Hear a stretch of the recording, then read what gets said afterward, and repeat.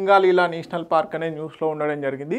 ఇది ఎక్కడండి? మనకు వెస్ట్ బెంగాల్, ఎస్పెషల్లీ వెస్ట్ బెంగాల్లో లొకేట్ అయి ఉండడం జరిగింది.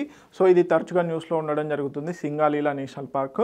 అదేవిధంగా దీనికి సంబంధించి స్పెషాలిటీ ఏంటంటే ఈ సింగాలీలా నేషనల్ పార్క్ ఏదైతే ఉందో ఇది ఇటు Sikkim and Nepal and west Bengal ridge ఏదైతే ఉంటుందో 3 ప్లేసెస్లలో ఈ సింగాలీలా నేషనల్ పార్క్ అనేది లొకేట్ అయి ఉండడం జరిగింది. ప్రధానంగా వచ్చేసి ఇది వెస్ట్ బెంగాల్ రాష్ట్రంలోకి రావడం జరుగుతుంది. దీన్ని ఎప్పుడు వైల్డ్ లైఫ్ సాంచురీగా, అదేవిధంగా ఎప్పుడు నేషనల్ పార్క్గా డిక్లేర్ చేశారు అనేది చూద్దాం. Okay, so Darjeeling west Bengal ప్రధానంగా చూసుకున్నట్లయితే ఎలివేషన్ వచ్చేసి 2300 నుంచి 4000 మీటర్స్ హైట్లో ఏదైతే ఆల్టిట్యూడ్ ఉందో అక్కడ ఈ సింగాలీలా నేషనల్ పార్క్ అనేది ఉంది. సో బేసిక్గా ఇది ఎక్కడ సింగాలీలా రిడ్జ్ అనేది ఏదైతే ఉందో అక్కడ ఉండడం జరిగింది. So bordering Nepal and Sikkim also.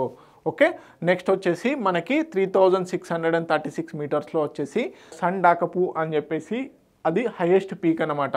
అదేవిధంగా వచ్చేసి పహ్లూత్ అని చెప్పేసి 3600 మీటర్స్తోనే సెకండ్ హైయెస్ట్ పీక్ ఉండడం జరిగింది. ఇక్కడ ప్రధానమైనటువంటి రివర్స్ ఏంటంటే రమ్మం, అదేవిధంగా శ్రీకోలా అనేటివి ప్రధానమైనటువంటి రివర్స్ అనమాట. సో బ్రిటిష్ ట్రెక్కింగ్ రూట్గా ఇది పనిచేసింది. ఓకే, మనకి విజిటర్స్ ఎవరైతే టూరిస్టులు ఉంటారో వాళ్ళు బేసిక్గా 1800స్లో అంటే 1800 సంవత్సరాల బ్రిటిష్ రూలింగ్ టైంలో ఎక్కువగా ట్రెక్కింగ్కి యూజ్ చేసేవారన్నమాట. సో అదేవిధంగా 1986లో వైల్డ్ లైఫ్ సాంచురీగా డిక్లేర్ చేయడం జరిగింది.